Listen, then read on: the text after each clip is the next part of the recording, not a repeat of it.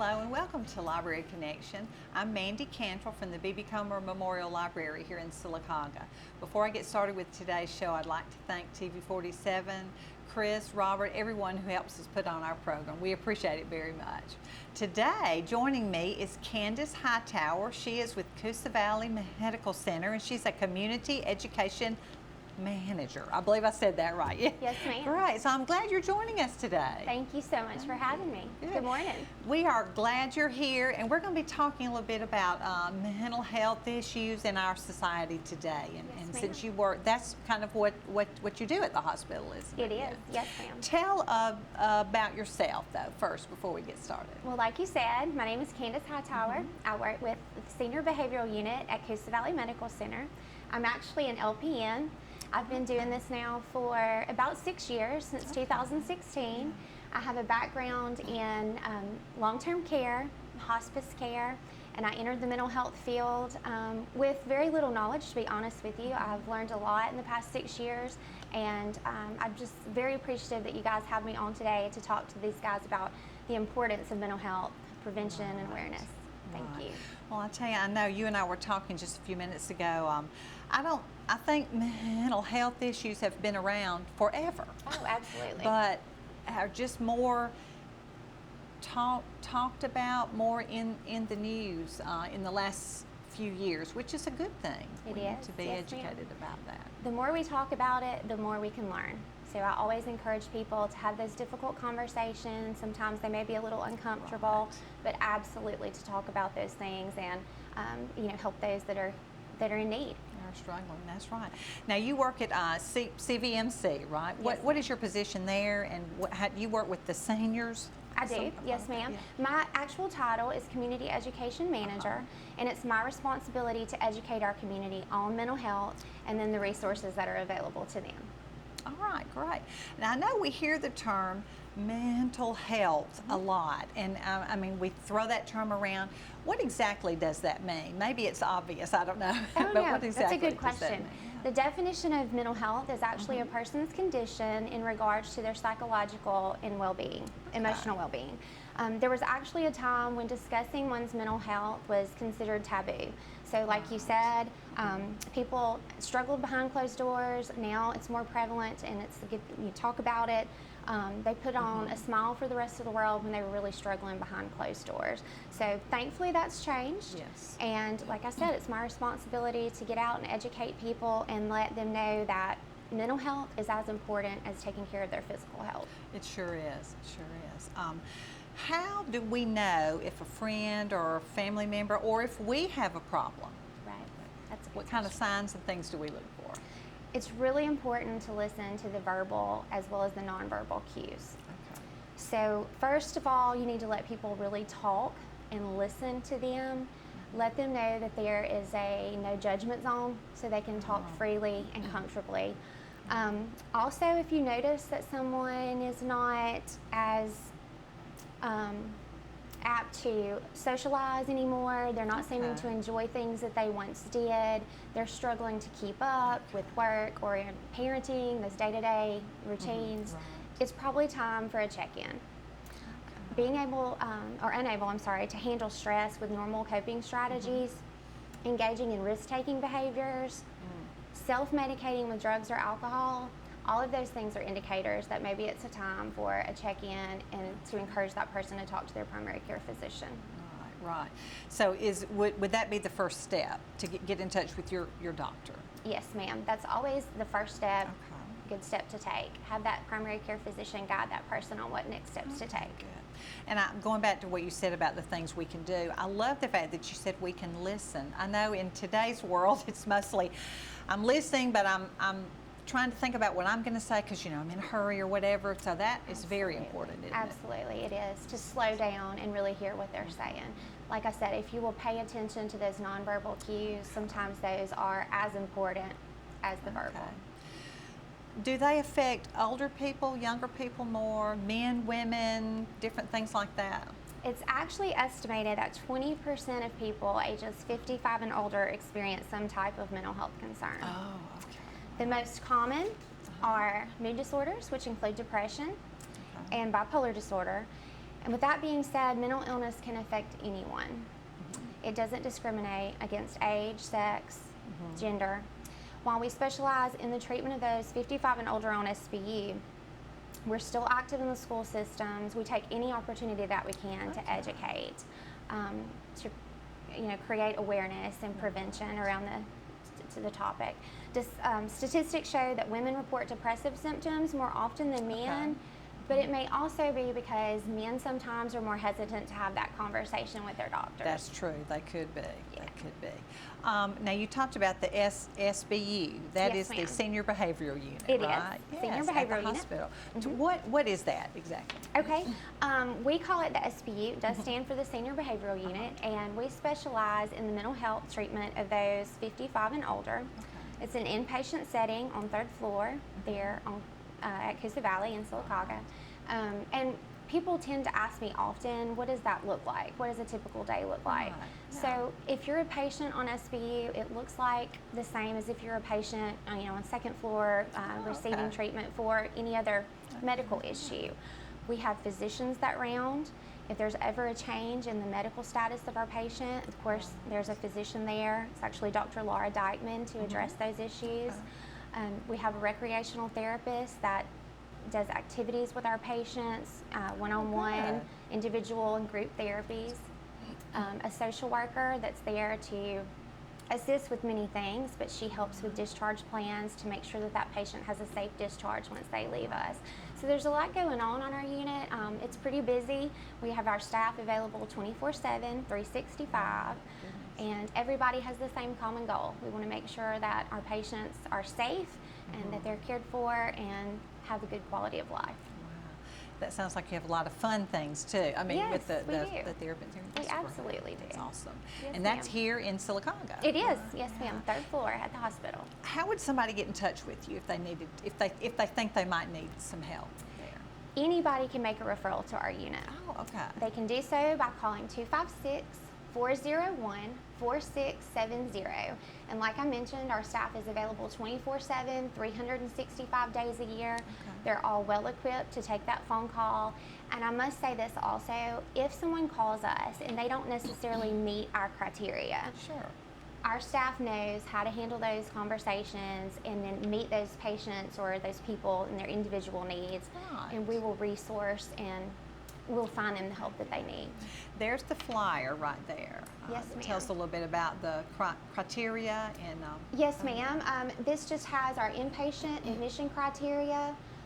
Again, it says that we're available 24/7, 365, talks about the people that can make a referral, which again, anybody can do so.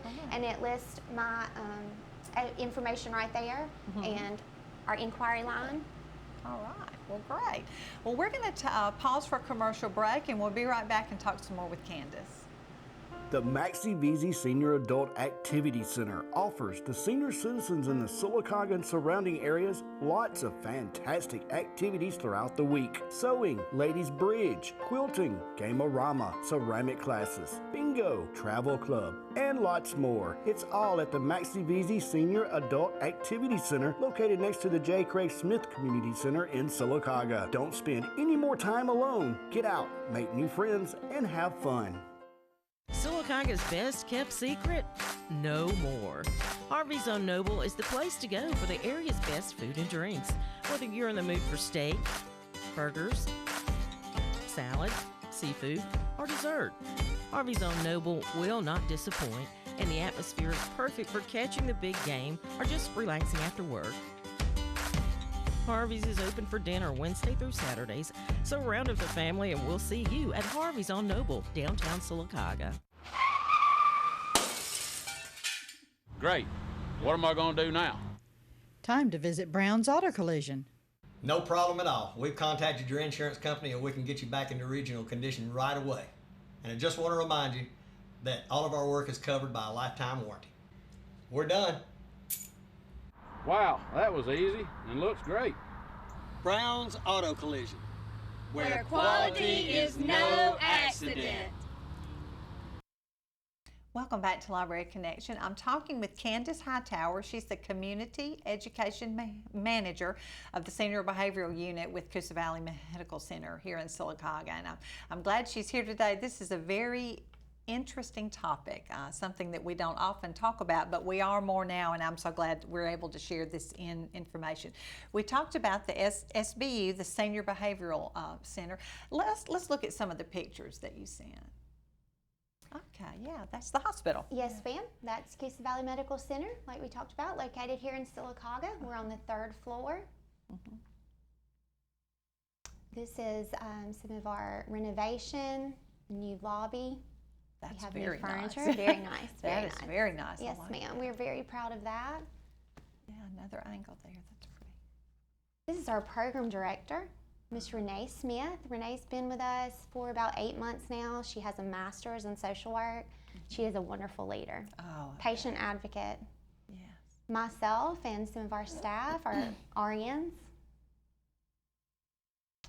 This is more of our staff. I think it's really important that our community knows that they have advocates there, people they can trust to call on, and they'll be there for them whenever they're needed. Good. This is our nurse practitioner, Meredith. Our social worker, Lindsay Wesson. And our recreational therapist, Miss Alicia Bennett. And then, of course, myself. And there you are. Yeah. Well, you have a great staff. There's I don't want to say large, but it looks like you've got lots of different areas covered. I know y'all work well together. We do. That's wonderful. Actually, yes, absolutely. It takes a team. It does, doesn't it? It does. Well, now we talked about how to get help and where to get help. Should someone be ashamed to seek help? I know the answer is no. You're right. But we do feel embarrassed sometimes. We do, absolutely. The answer is absolutely not, and that's why it was so important for me to be here today. I want anyone that's watching, listening to know that we all struggle. We all have our ups and downs and our good and bad days, and I actually have suffered with anxiety, severe anxiety. I talked about that a few years ago during the library community links. Yes, ma'am, and it was really hard for me to do that.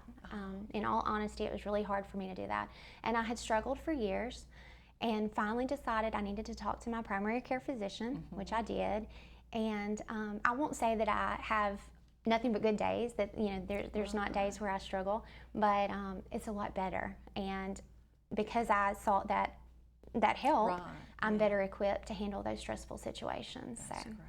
Maybe it doesn't go away, but like you said, you're better equipped to handle it. Absolutely. Wow. Yes, ma'am. What are some of the treatments? I know you can take medicine, you can go have therapy, counseling, different things like that. What are the different kinds of treatment? Or maybe that's a huge question, I don't know. It is a big question, but I'll try to answer that for you. Treatment's going to vary, and it depends completely on the individual's needs. Right. With most types of mental health disorders, psychotherapy and psychocounseling is going to be the first step, and then it's completely up to that person's primary care physician or psychiatrist on what they order. But of course, medications can be used as well. Again, just individual needs, and then it's up to the doctor what the patient, how they go from there. Well, that's good to hear. Yes, ma'am. Yes, ma'am. Does insurance cover that? I always hate to ask that, but financial things are a real problem sometimes. Right. Yes, ma'am. Most of the insurance carriers do provide. It's probably best that each individual calls their provider just to verify their benefits. So we like to encourage that up front. That's good. That's good. And I know y'all work with folks with that. We do. Yes, ma'am. To make that work. Yes, ma'am. What is the difference? I know we talk about a psychiatrist, a therapist, a counselor, a psychologist, and I'm not really sure. I know I've used those words, and I think I'm not really sure if I'm using them correctly. What is the difference between some of those things? All are part of the healthcare team, and all have that same common goal of getting that patient back to the quality of life. Therapists are going to provide a safe environment with a non-judgmental space for clients to explore a range of issues that they may be struggling with. That's more in a long-term duration, while counselors do the same, but more in a short-term duration. Okay. A psychologist is going to help patients learn and understand their mental health issues. They most often treat through talk therapy, they're not medical doctors, so they can't order medication, Right. while your psychiatrists specialize in the study, diagnosis, and prevention of treatment, emotional, mental, behavioral, and developmental issues, and they are medical doctors, so they will be able to prescribe medications if needed. Okay. And your primary care person can help determine what you might need. Right, Or absolutely. who you might need to see, or maybe several, Right. different issues. And it may take several of those people working together on the healthcare team for that continuum of care. Yeah.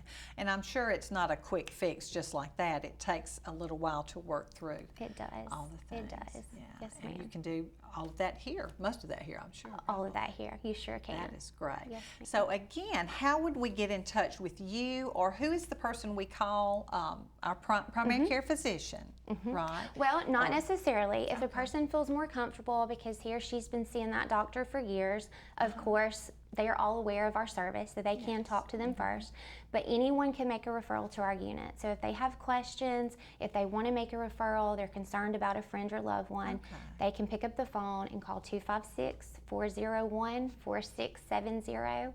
And like we talked about, somebody's there 24/7 to take that call. Good. Is it hard to refer a friend or family member? Is it the same process? You would It just is. make the phone call? Yes, ma'am. I Just know taking that first step. I know that must be hard, but you're doing what's best for your friend or family member. You are. Yes, ma'am. It takes courage to ask for help. It definitely does. So.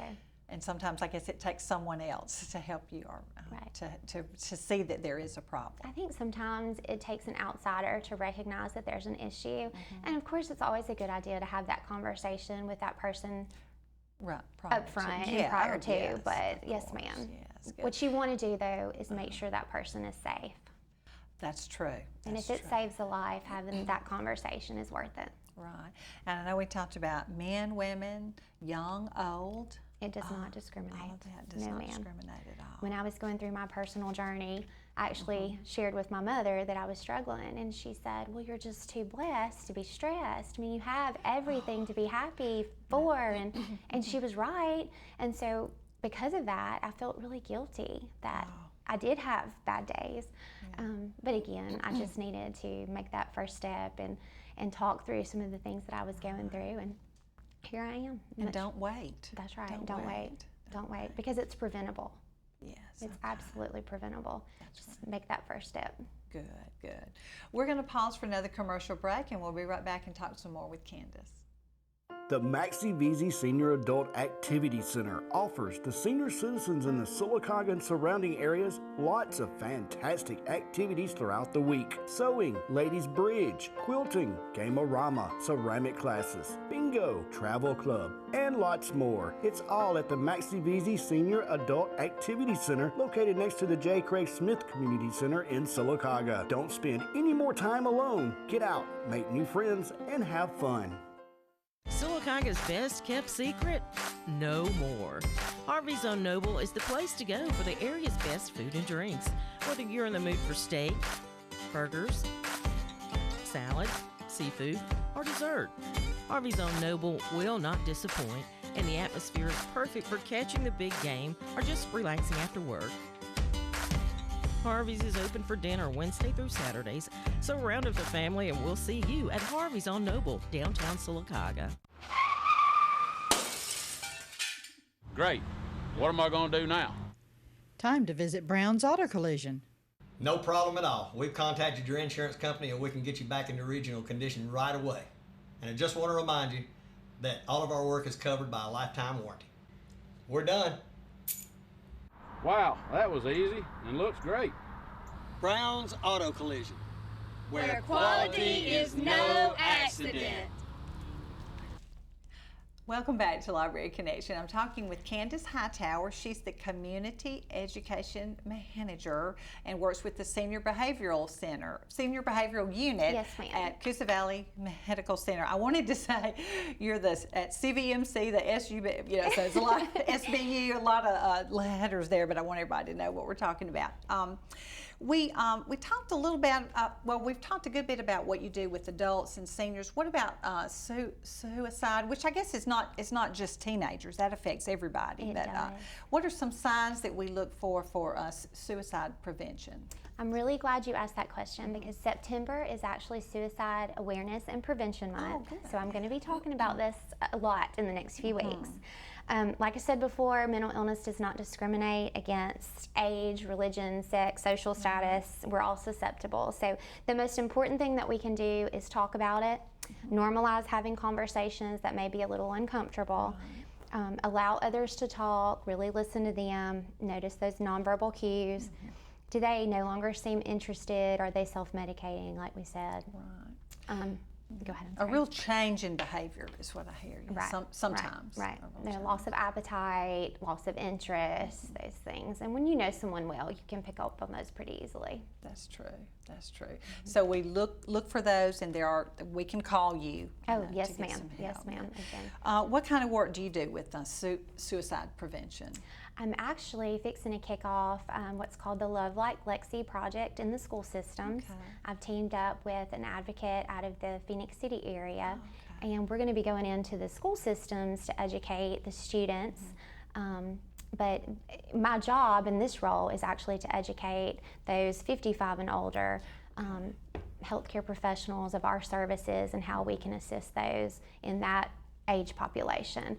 But because it doesn't discriminate, we don't miss any opportunity to educate and be involved as much as we can. Yeah, and I know students have a lot more pressure than, of course, when I grew up. A lot going on with them and Yes, with cell ma'am. phones and With social media. and things like that. Right. So very important, I think, to watch your children and be aware of what they're doing, and your friends. Yes, Your friends. That's yes, great. Are there support groups? There are support groups. We actually have one at Coosa Valley.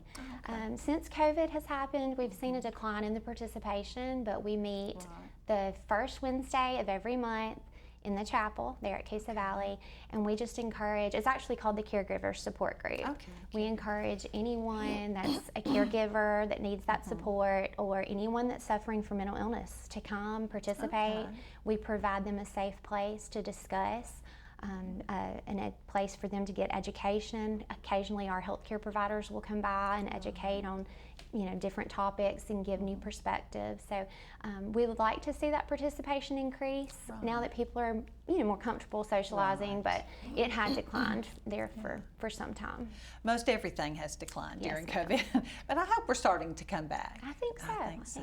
Yes, And on the topic of COVID, I'm sure that affected, I think of nursing homes and people like that, but it affected all of us. Oh, it did. I know. It did. Well, everyone was isolated, and it was, we were all in fear of the unknown, Yes. and so now that there are more answers, I think people are becoming more comfortable, and they've missed their families and that socialization. So. It was just very sad. Those things had to be done. They did. I understood completely why, to keep everybody safe and well, but still very hard, very hard. But I hope we're coming out of that now. Yes, ma'am. What are some things we can do to prevent having problems, like can we eat better or work out more? I know that doesn't solve everything. Right, it doesn't, but it does help. A healthy diet actually promotes a healthy gut, which communicates with the brain through the gut-brain axis. Microbes in the gut will actually produce neurotransmitters like serotonin and dopamine, which are really good things. They'll help regulate our mood and emotion. And exercise can improve your self-esteem, your overall mood as well, and it reduces stress and anxiety. So we encourage everyone, of course, to eat a healthy diet, get out and get active as possible, and it's just going to make you feel better overall. So it does for everyone, I think, doing some of that, and I myself need to do more than I do. But I guess we all could say that. Same. Probably. Yes, ma'am. Well, I know we've got a few more minutes left. Tell us just one more time about the Senior Behavioral Unit, and we can bring up that flyer again. How to get in. I don't know if we can read the criteria there, but there are certain criteria. Yes, ma'am. For our unit specifically, patients need to be 55 and older, and they have to meet criteria. They have to have a certain, mental illness diagnosis in order for us to provide treatment. But again, making that first step, asking for help, making that phone call to 256-401-4670.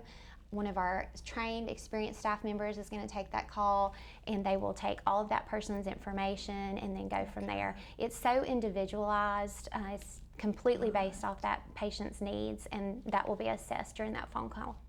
That's great. That's wonderful, because I know it does affect that age group. Well, I'm in that age group, very much so in that age group, and that's wonderful that you have people. Because I know a lot of times if a family member, okay, wait, he focused right there on the criteria. Perfect. We'll Yes, look at ma'am. that. Yes, ma'am. The inpatient admission criteria: anxiety or social withdrawal, agitation, behavioral disturbances, like we discussed, loss of interest in normal activities, memory impairment and confusion.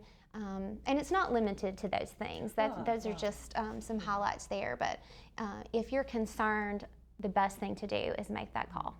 Sleeping and eating patterns, that was a disturbance of that one. Unrealistic fears, suicide threats, hallucinations, and abnormal thoughts. Yeah, that's something because a lot of people are caring for their parents. Right. And I know if they see some of those things, sometimes you really don't know what to do, who to call or what to do. Yes, ma'am. It's very difficult. And that's where we can help. If there is someone watching that's caring for a loved one and they feel like the situation has become hopeless, they really don't know where to turn, definitely call and let us be a resource. Our social worker is a wealth of knowledge. So if they don't meet criteria today, they'll know that we're available, in the long term if they need us, and we can also get some things in place to take care of them where they are now. You can certainly direct them to the people they need to see. Yes, ma'am. I'm going to go back into some of my questions. We talked about therapy and counseling. That can either be individual or group, all of that. Right, yes, ma'am. correct? And that's what takes place on our unit throughout the day. There's one-on-one therapy, there's group therapy. We encourage our patients to be active and involved as much as possible. But again, it's individualized, so some feel comfortable and some don't. And we don't push those that don't. We just meet them where they are. Right. Sometimes it does take time. It does. This is not an overnight cure. It is not I'm an sure. overnight cure, no ma'am. That's great. Just like if you were diagnosed with heart disease or cancer, there's going to be certain treatments and steps that you have to take. So same thing with mental health. That's true. And there we go. For inquiries or referrals, they're accepted 24 hours a day. Yes, ma'am. Physicians, psychologists, social workers, mental health professionals, social service agencies, family members or friends. Okay, so that covers just about anyone that you might come in contact with. That's Yes, great. ma'am. Anyone can make that call and make that referral. I know that must be very hard to do, to refer a friend or family member, but like you said, your goal is for them to be healthy. Absolutely. Yes, That's ma'am. great. I've been on that side of it. It is hard to make that referral. But if you keep in mind that your interest, your best intention is to take care of that person and make sure that they're safe and healthy, then it makes it a little bit easier. That's great. Well, thank you so much for joining me today. you. I have learned a lot. I know this is a hope so. topic, like we said, it's in our minds, in our thoughts, and in our conversations more than it has been in several years. And it's nothing to be ashamed of. It's something, and there's help out there for people. There is help. It's a phone call away. That's great. If you know someone, please contact the number that you saw on the screen. Contact Candice and her group. And thank you for joining me. Thank you. And thank you for joining us on Library Connection.